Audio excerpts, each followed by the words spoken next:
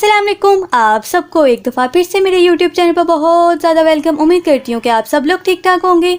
तो जैसे कि लास्ट लेक्चर में हमने ये डिस्कस किया था कि √2 हमारे पास इरेशनल नंबर होता है। तो अगर आप लोगों ने वो मेरी वीडियो नहीं देखी तो उसका लिंक मैं आई बटन में दे दूंगी, आप वहाँ से क्लिक करके देख सकते हैं। तो आज का हमारा टॉपिक है प्रॉपर्टीज़ ऑफ रियल नंबर। आज हम रियल नंबर्स की प्रॉपर्टीज़ को डिस्कस करेंगे, जिसमें हम अंडर एडिशन और अंडर मल्टीप्लिकेशन के बारे में बात करेंगे। तो मेरी आप सबसे रिक्वेस्ट है कि आप मेरी वीडियो को लास्ट तक देखिएगा। और इसके अलावा मैं आपको बुक से पेज नंबर दिखा देती हूँ। तो ये हमारे पास फर्स्ट ईयर की बुक है और अगर मैं आपको इसका पेज नंबर 6 दिखाऊं, यहाँ पर देखें आप, यहाँ पर हमारे पास properties of real number given है। तो आज हमने ये डिस्कस करनी है। तो चलें फिर आज की अपनी वीडियो को स्टार्ट करते हैं।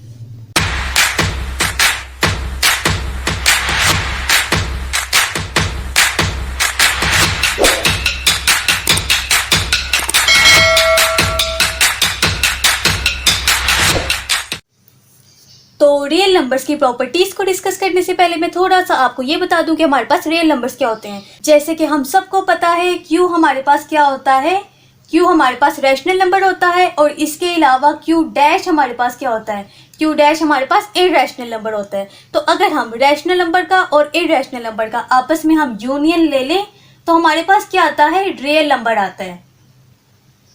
और इसके अलावा मैं आपको एक और बात बताती हूँ कि अगर हम रैशनल नंबर का इंटरसेक्शन ले लें इररेशनल नंबर्स के साथ तो हमारे पास आंसर में क्या आता है, हमारे पास आंसर में एम्प्टी सेट आता है। वो इस वजह से कि रैशनल नंबर और इररेशनल नंबर के दरमियान कोई भी ऐसा नंबर नहीं है जो कि कॉमन आता हो। तो ये हमारे पास रियल नंबर्स थे। तो चलें अब हम रियल नंबर्स की प्रॉपर्टीज़ को डिस्कस करते हैं। तो यहाँ पर देखें, सबसे पहले हम एडिशन लॉ को डिस्कस करेंगे एंड देन हम मल्टीप्लिकेशन लॉ को डिस्कस करेंगे। तो एडिशन लॉ में हमारे पास 5 प्रॉपर्टीज़ होती हैं। तो चलें फिर बारी बारी सबको डिस्कस करते हैं। तो यहाँ पर देखें, सबसे पहले हमारे पास कुलैयर लॉ आता है। तो चलें फिर कुलैयर लॉ को लिखते हैं।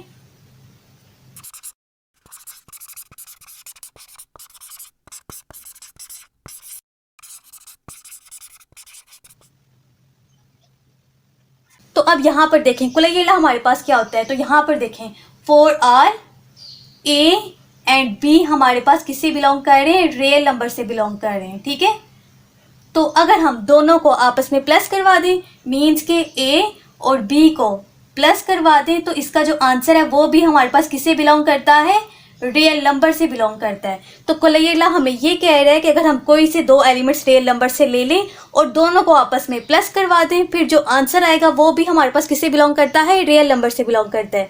तो मैं आपको इसकी एग्जांपल देती हूँ ताकि आप लोगों को अच्छी तरह से क्लियर हो जाए। तो यहाँ पर देखें, ए की जगह पर कोई सा भी रियल नंबर ले लेती हूँ। तो यहाँ पर मैंने ए की जगह पर ले लिया 6 और इसके अलावा बी है और बी की जगह पर मैं ले लेती हूँ 10। अब यहाँ पर देखें, अब दोनों को प्लस करवाते हैं।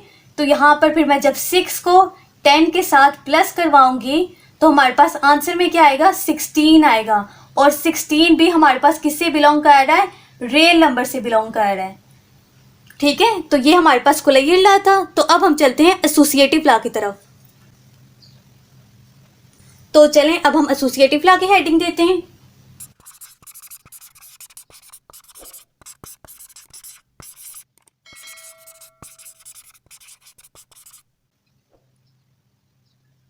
तो एसोसिएटिव लॉ को स्टार्ट करने से पहले मैं आपको छोटी सी बात बता दूं कि यहाँ पर देखिए हम एडिशन की बात कर रहे हैं, इसीलिए हम यहाँ पर प्लस का साइन यूज़ कर रहे हैं। लेकिन अगर यहाँ पर हम अंडर मल्टीप्लिकेशन बात करेंगे तो यहाँ पर फिर हम मल्टीप्लाई का साइन यूज़ करेंगे। तो अब चलें अब एसोसिएटिव लॉ को डिस्कस करते हैं। देखें, कुलैयर लॉ में हमने 2 एलिमेंट्स को आपस में ऑपरेट किया था, तो एसोसिएटिव लॉ में हम 3 एलिमेंट्स को ऑपरेट करते हैं। तो चलें मैं आपको लिख के दिखाती हूँ ताकि आप लोग को ज़्यादा अच्छी तरह समझ आए। तो एसोसिएटिव लॉ में 4R, ये जो साइन है ये 4R को शो करता है। A, B एंड C ये तीनों हमारे पास किससे बिलोंग कर रहे हैं, रियल नंबर से बिलोंग कर रहे हैं। ठीक है, अब यहाँ पर देखें, तो अब हमें एसोसिएटिव लॉ क्या कहते हैं कि अगर हम तीनों नंबर्स को अगर हम ऐसे सॉल्व करें, मीन्स के देखें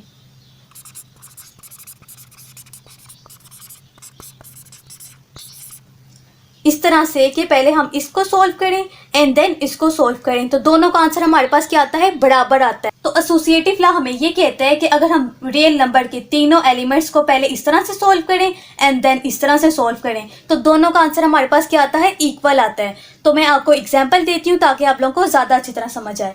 तो यहाँ पर देखें, ए की जगह पर मैं ले लेती हूँ यहाँ पर 7 इसी तरह बी की जगह पर मैं ले लेती हूँ यहाँ पर 3 एंड सी की जगह पर मैं यहाँ पर ले लेती हूँ 2।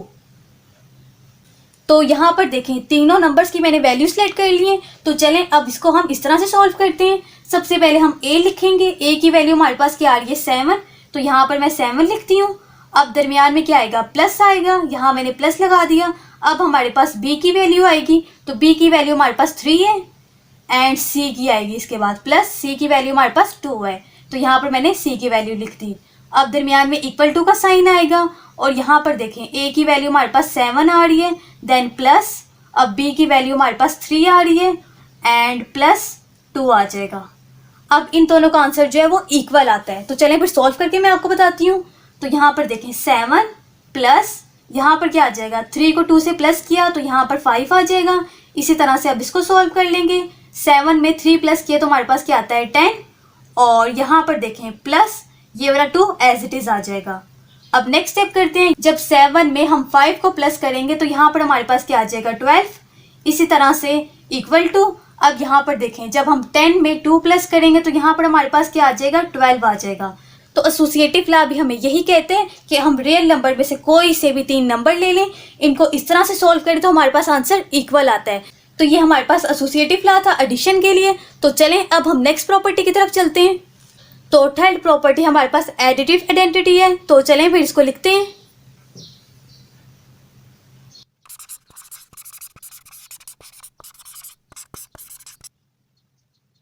अब यहां पर देखें एडिटिव आइडेंटिटी हमें क्या कहती है, for R a belongs to real number then there must exist. अब यहां पर देखें ये जो साइन है ये देयर एग्जिस्ट को शो करता है। There exist 0 belongs to R means 0 belongs to real number such that कि अगर हम इस एलिमेंट को 0 के साथ ऐड करें, ए को 0 के साथ ऐड किया या फिर 0 को ए के साथ ऐड किया, तो आंसर में हमेशा हमारे पास क्या आता है, ये एलिमेंट आता है। अब यहाँ पर देखें तो आइडेंटिटी लॉ हमें क्या कहता है, आइडेंटिटी लॉ हमें ये कहते हैं कि रियल नंबर में 0 बिलोंग करते हैं, और वो किस तरह से करते हैं कि हम कोई भी रियल नंबर ले लें। तो यहाँ पर हमने ए लिए, तो ए को अगर हम 0 के साथ लेफ्ट साइड से या पे राइट साइड से ऐड करवाएं तो अगेन हमारे पास क्या आता है, ए आता है। तो मैं आपको एग्जांपल देती हूँ ताकि आप लोगों को ज़्यादा अच्छी तरह समझ आए। तो यहाँ पर देखिए मैंने ए की जगह पर यहाँ पर 5 ले लिए। आप कोई सा भी नंबर ले सकते हैं, और 0 जो है वो तो हमारे पास रियल नंबर से बिलोंग कर रहा है, ठीक है, क्योंकि रियल नंबर में हमारे पास 0 आता है।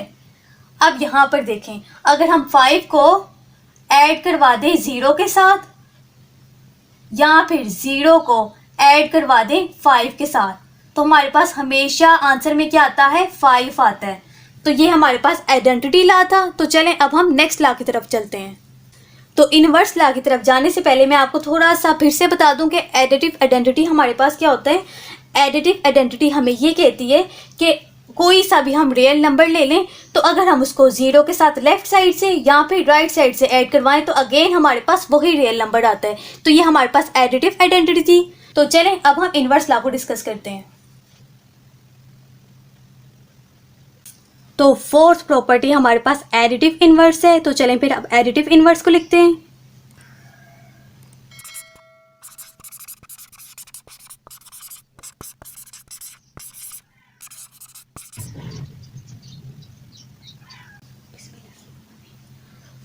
अब यहां पर देखें एडिटिव इनवर्स हमें क्या कहता है, फॉर ऑल मीन्स के हर रियल नंबर के लिए। यहां पर हमने ए ले लिया, ए बिलोंग कर रहा है हमारे पास रियल नंबर से, देन देयर एग्जिस्ट माइनस ए, वो भी हमारे पास किससे बिलोंग करेगा, रियल नंबर से करेगा।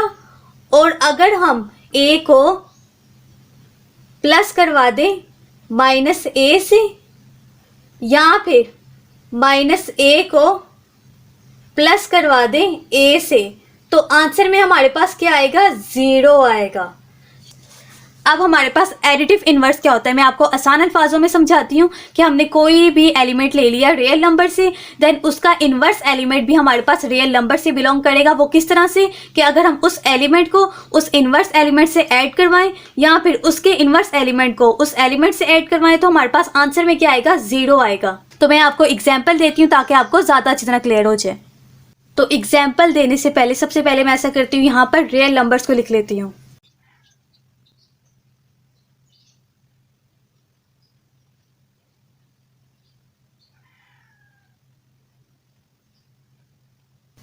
तो यहाँ पर फिर मैं ऐसा करती हूँ, a की वैल्यू 3 ले लेती हूँ। आप कोई सा भी रियल नंबर ले सकते हैं। तो यहाँ पर फिर मैंने 3 ले लिया। अब यहाँ पर अगर आप लोग रियल लाइन को गौर से देखें तो 3 का जो इन्वर्स एलिमेंट है -3 वो भी रियल लाइन से बिलोंग कर रहा है। तो यहाँ पर फिर -a की वैल्यू क्या आ जाएगी हमारे पास, -3। अब हम क्या करते हैं, दोनों को ऐड करते हैं। तो यहाँ पर देखें 3 को ऐड करवाते हैं हम -3 से, इसी तरह -3 को ऐड करवाते हैं 3 से। तो जब हम दोनों को सॉल्व करेंगे तो हमारे पास आंसर क्या आएगा, 0 आएगा। तो एडिटिव इन्वर्स हमें ये कहता है कि रियल नंबर के हर एलिमेंट का इन्वर्स एलिमेंट भी रियल नंबर से बिलोंग करता है, और अगर हम इन दोनों को ऐड करवा दें लेफ्ट साइड से या फिर राइट साइड से तो हमारे पास आंसर में क्या आता है, 0 आता है। तो अब हम चलते हैं कम्यूटेटिव लॉ की तरफ। तो चलें अब हम कम्यूटेटिव लॉ को लिखते हैं। तो कम्यूटेटिव लॉ हमें क्या कहता है, for R a and b हमारे पास बिलोंग कर रहे हैं रियल नंबर में से, मीन्स के रियल नंबर में से हमने कोई से भी 2 एलिमेंट्स ले लिए और अगर हम इन दोनों को इस तरह से ऐड करवाएं, मीन्स के पहले हम ए को बी के साथ ऐड करवाएं और फिर बी को ए के साथ ऐड करवाएं, मीन्स के दोनों की जगह चेंज कर दें, तब भी हमारे पास दोनों का आंसर क्या आएगा, इक्वल आएगा। तो मैं आपको एग्जाम्पल देती हूँ ताकि आप लोगों को ज़्यादा अच्छी तरह समझ आए। तो यहाँ पर देखिए मैंने a की जगह पर ले लिया 4 और इसी तरह मैंने b की जगह पर ले लिया 5। अब कोई से भी 2 नंबर्स ले सकते हैं, मैंने 4 और 5 लिया, अब कोई से भी ले सकते हैं। तो चलें फिर दोनों को ऐड करवाते हैं। 4 को पहले ऐड करवाएंगे 5 के साथ, अब यहाँ पर देखें 5 को फिर ऐड करवाएंगे 4 के साथ, तो इन दोनों का जो आंसर है वो इक्वल आएगा। तो सोल्व भी करके देख लेते हैं। यहाँ पर भी हमारे पास 9 आएगा और यहाँ पर भी हमारे पास 9 आएगा। तो कम्यूटेटिव लॉ हमें यही कहता है कि a प्लस बी कर लो या फिर b प्लस ए कर लो, दोनों का आंसर हमारे पास क्या आएगा, इक्वल आएगा। तो ये हमारे पास एडिशन के लॉ थे। तो ये लेक्चर मेरा काफ़ी लंबा हो चुका है, तो जो मल्टीप्लिकेशन लॉ है वो इंशाल्लाह मैं नेक्स्ट लेक्चर में डिस्कस करूंगी। तो ये मेरा आज का लेक्चर था। अगर आप लोगों को मेरा आज का लेक्चर अच्छा लगा है तो लाजमी इसको लाइक कीजिएगा, और अगर आप लोगों को आज के लेक्चर से रिलेटेड कोई भी क्वेश्चन है तो आप प्लीज़ मुझसे कमेंट सेक्शन में पूछा करें। और इसके अलावा अगर आप लोग मेरे चैनल के सब्सक्राइबर नहीं है तो लाजमी इसको सब्सक्राइब कर लीजिएगा और साथ जो बेल आइकन का साइन है उसको भी प्रेस कर दीजिएगा ताकि आपको मेरी आने वाली वीडियो सबसे पहले देखने को मिल सके। And thank you so much for watching. अब मैं मिलूंगी आपसे अगली वीडियो में, तब तक के लिए अल्लाह हाफिज़।